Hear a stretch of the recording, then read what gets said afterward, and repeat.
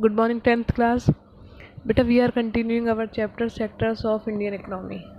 आज हम जो टॉपिक कवर करेंगे that is historical change in sectors. सभी सेक्टर्स में जो लगातार बदलाव हुए हैं डेवलपमेंट की वजह से, वो चेंजेस के बारे में आज हम पढ़ेंगे। इससे पहले बेटा हमने जीडीपी कवर किया था। एक बार मैं दोबारा से बता दूं what is GDP. GDP is the market value of all final goods and services. ध्यान रखेंगे, फाइनल इंटरमीडिएट नहीं, final goods and services produced with in the domestic territory of a country with in a period of 1 year. ठीक है, 1 साल के अंदर, एक देश की सीमा के अंदर जितने गुड्स और सर्विसेज का प्रोडक्शन होता है उनकी जो टोटल वैल्यू होती है वो जीडीपी कहलाती है। चलिए स्टार्ट करते हैं हिस्टोरिकल चेंज इन सर्विसेज के साथ। That generally it has been noted from the histories of many now developed countries that at initial stage of development primary sector was the most important sector of economic activity। ठीक है, तो इससे पहले हमने देखा है कि सबसे इम्पोर्टेंट जो रोल प्ले किया तो प्राइमरी सेक्टर ने किया था। इट मीन सबसे इम्पोर्टेंट सेक्टर जो स्टार्टिंग में रहा जब तक डेवलपमेंट नहीं हुई थी या कम विकास था, कम डेवलपमेंट थी, तो प्राइमरी सेक्टर का सबसे इम्पोर्टेंट रोल था। As the methods of farming changed, लेकिन जैसे जैसे फार्मिंग के मेथड्स में परिवर्तन हुआ and agriculture sector began to prosper, it produced much more food than before. Many people could now take up other activities. There were increasing number of craft persons and traders. Buying and selling activities increased many times. Besides, there were also transporters, administrators, army, etc. However, at this stage, most of the goods produced were natural products from the primary sector and most people were also employed in this sector। ठीक बेटा, तो जैसे जैसे primary sector में विकास हुआ तो बहुत सारी चीज़ों में परिवर्तन हुआ, क्योंकि जो लोग प्राइमरी सेक्टर से जुड़े हुए थे उन वहाँ पर बदलाव हुआ। प्राइमरी सेक्टर में जो उत्पादन होता था उसके बाद वो उत्पादन जहाँ पहुँचता था उसकी जो प्रोसेस थी वहाँ पर बदलाव हुआ।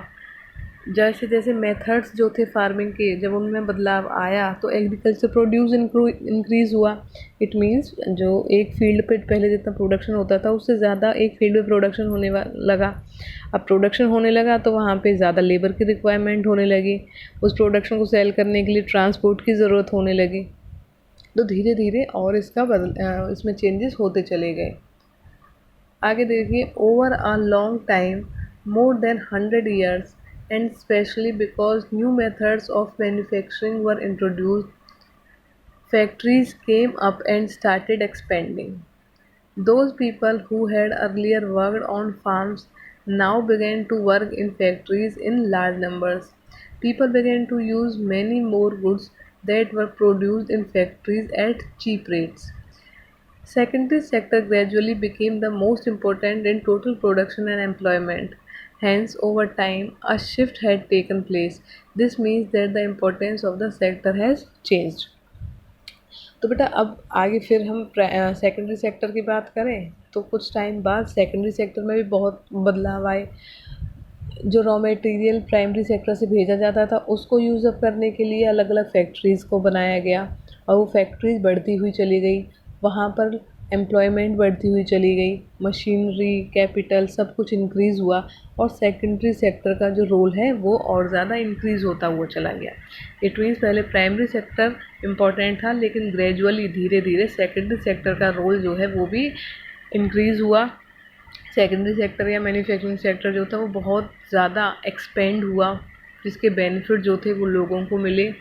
एम्प्लॉयमेंट से लेकर उनकी इनकम इंक्रीज़ हुई, कंट्री का जीडीपी भी बढ़ा। आगे देखो, that in the past 100 years there has been a further shift from secondary to tertiary sector. और अभी पिछले 100 सालों में ये शिफ्ट और ज़्यादा जो हमें देखने को मिला है वो मिला है टर्शियरी सेक्टर में। सेवा क्षेत्र जो है वो उसका भी बहुत ज़्यादा एक्सपेंशन हुआ है, विस्तार हुआ है।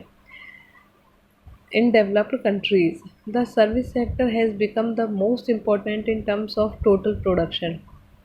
Most of the working people are also employed in the service sector. This is the general pattern observed in developed countries. What is the total production and employment in the three sectors in India over the years? Over the years, have there been changes similar to the pattern observed for the developed countries? We shall see in the next section. चलो next section में हम ये चीज़ देखेंगे, लेकिन यहाँ से हमें जो हिस्टोरिकल चेंजेस के बारे में चीज़ समझ में आई है वो ये है कि धीरे धीरे जैसे जैसे परिवर्तन हुआ है, जैसे जैसे ग्रोथ एंड डेवलपमेंट हुआ है, तो प्राइमरी सेक्टर का रोल भी इंक्रीज़ हुआ है, लेकिन उससे ज़्यादा स्पीड से हमारा सेकेंडरी सेक्टर और टर्शरी सेक्टर जो है उसका विकास हुआ है, और उसका जो रोल है, इम्पोर्टेंस जो है वो इंक्रीज़ हुई है। आगे देखो बेटा, ये आपको चार्ट गिवन है, primary sector, secondary and tertiary sector in India. तो आपको ईयर 1973-74 का जो ग्राफ दिया हुआ है और 2013-14 का दिया हुआ है। तो आप यहाँ पे देखिए कि 1973-74 में प्राइमरी सेक्टर जो था उसकी इम्पोर्टेंस ज़्यादा थी, उसके बाद टर्शरी सेक्टर, फिर सेकेंडरी सेक्टर। लेकिन 13-14 में ज़्यादा जो चेंज हुए हैं, ज़्यादा जो इम्पोर्टेंट रोल जीडीपी में है वो अब टर्शरी सेक्टर का है, ठीक है, प्राइमरी का कम है, और आपका टर्शरी सेक्टर का रोल सबसे ज़्यादा है, और उससे कम फिर सेकेंडरी सेक्टर का है मिडिल में। Graph 1 shows the production of goods and services in the three sectors. This is shown for 2 years. You can see how the total production has grown over the 40 years. तो देखिए कितना बदलाव जो हमने देखने को मिला है। रीज़न वही है कि डेवलपमेंट हुआ है, विकास हुआ है, और जब कहीं पर विकास होता है तो उसके बेनिफिट उससे जुड़े बहुत सारे लोगों को प्राप्त होते हैं, जिसकी वजह से इतना चेंज हमें देखने को मिला है।